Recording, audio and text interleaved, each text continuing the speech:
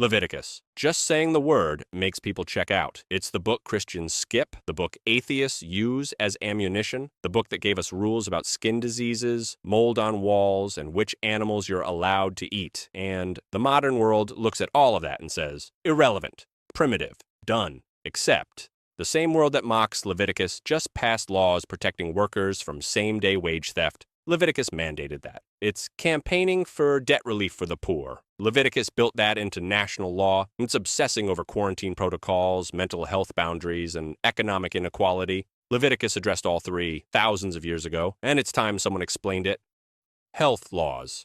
The year is 1347. A ship docks in Sicily carrying sailors who are either dead or dying, covered in black swellings the size of an egg, oozing blood and pus. Nobody knows what it is. Nobody knows how it spreads. And because nobody knows, nobody stops it. Within 5 years, nearly a third of Europe is gone. 50 million people. The Black Death didn't just kill bodies, it killed the idea that humanity had things under control. Physicians bled their patients. Priests prayed over mass graves. Cities burned their dead. And still it spread because the one thing that would have slowed it, isolation of the sick from the healthy, was something the medieval world hadn't yet figured out. But here's what makes that tragedy so haunting. The answer already existed. It had been written down for 1,500 years. Leviticus 13:4-5 says this: If the shiny spot on the skin is white, but does not appear to be more than skin deep, and the hair in it has not turned white, the priest is to isolate the affected person for 7 days.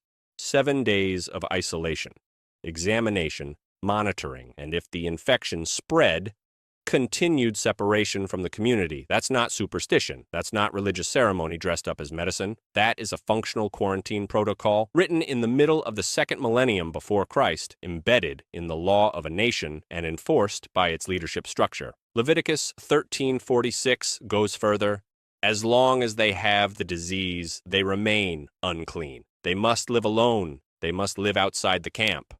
Outside the camp. Not shamed, not abandoned, separated, to protect others and to monitor their own condition until they could safely return. The CDC didn't invent isolation protocols. God did, and he wrote them down 1,500 years before the birth of Christ. Now, someone is already thinking, sure, but these were religious laws. Ritual purity, not actual medicine. The priests weren't doctors. That's partly true. The system in Leviticus was absolutely framed in terms of clean and unclean, categories that carried profound theological meaning. But here's what we have to sit with. The outcomes were functionally identical to what modern epidemiology recommends. Separate the sick, monitor the spread, examine before returning to community, wash clothing and bedding, quarantine the dwelling itself if the contamination persists. Leviticus 14:8 even prescribes bathing, washing clothes, and waiting before re-entering the community after contact with disease. In 1347, that knowledge could have changed history, and this is the first thing that should stop us cold about Leviticus. It isn't primitive. In the areas where we can actually test it against real-world outcomes, it is devastatingly accurate, centuries ahead of its time. Not because Israelite priests were secretly brilliant epidemiologists, but because the God who designed the human body also wrote the law that governed it.